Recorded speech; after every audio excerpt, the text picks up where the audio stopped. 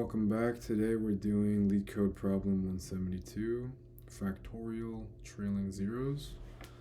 Given an integer n, return the number of trailing zeros in n factorial. So here's an example. When n is 3, the output is 0 because 3 factorial is 6. There's no trailing 0, right? They want you to count how many zeros are at the end. When n is 5, output is 1 because there's this 1 here. Sorry, there's a 0 here at the end of 120. Example 3, when n is 0, the output is 0 because 0 factorial is, I think it's 1, so the output is still 0. So the way we're going to do this is we're just going to calculate the factorial of the number.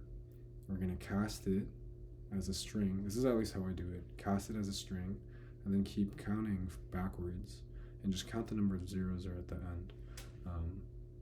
It's pretty straightforward. It's actually a pretty easy problem. There's something that you might get run into, and I'll explain it in a second, but let's just go over that first example. 5 factorial is 120 because it's 5 times 4 times 3 times 2 times 1, which is 120.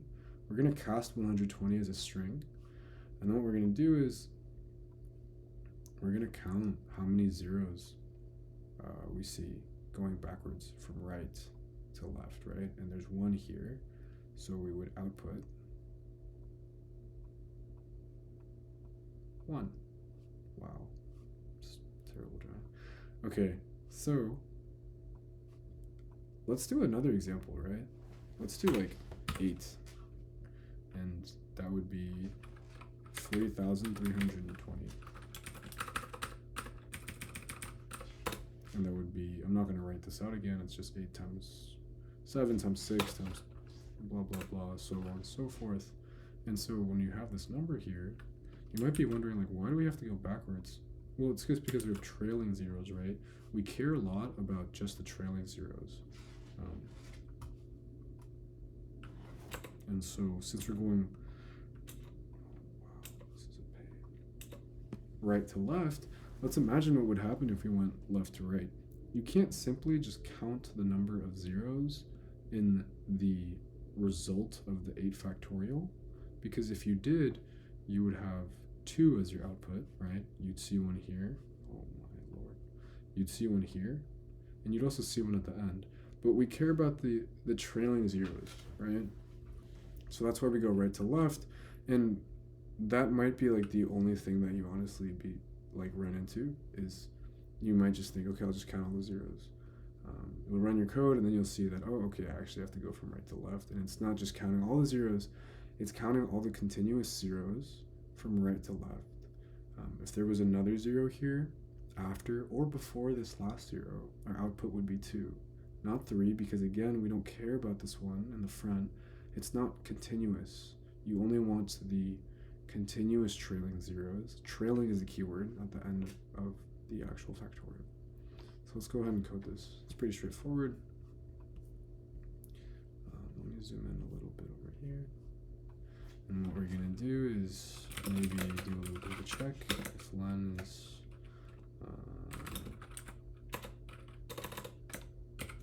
sorry, if n is less than or equal to 1, we're going to return 0, right? Because if it's 1 or 0, factorial of either of those numbers is just 1.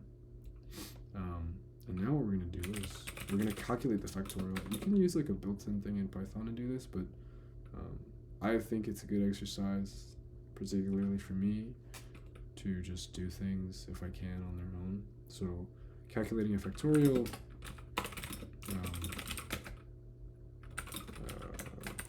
it's pretty simple.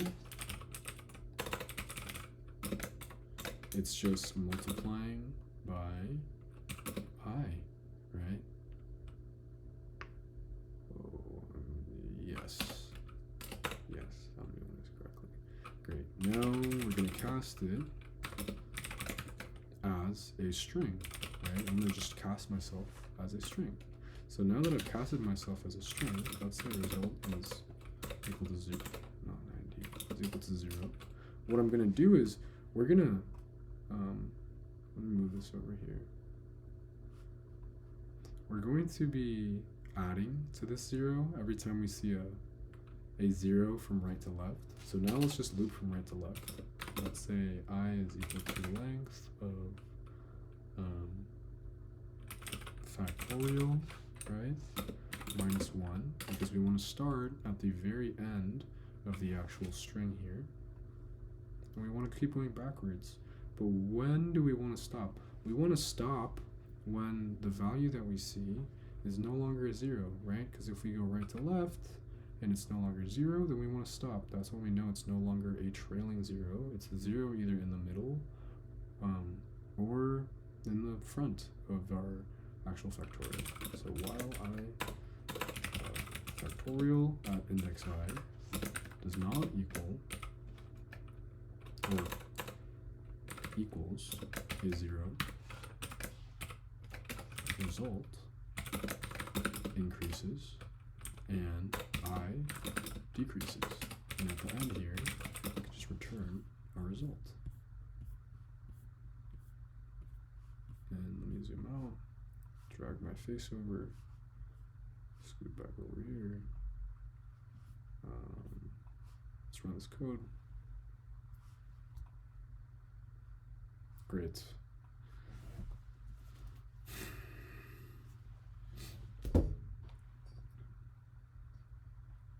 Nice. So runtime wise for this problem, it's O of n, right?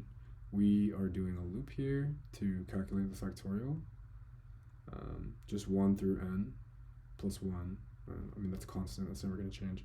And then another loop that goes from right to left at the very end, right, through the string factorial. And that's when we're calculating the actual zeros. So that goes through the length of our factorial. So this is also kind of like an O of however long this factorial length is. But generally, in most cases, it's not going to take too long. It's just going to be for the trailing zeros. But in the worst case, I guess maybe you have something with a ton of trailing zeros, like a very, very large number. Space complexity wise, this is O of 1, it's constant. We're not using any really extra space. We're just using these constant variables here. Yeah.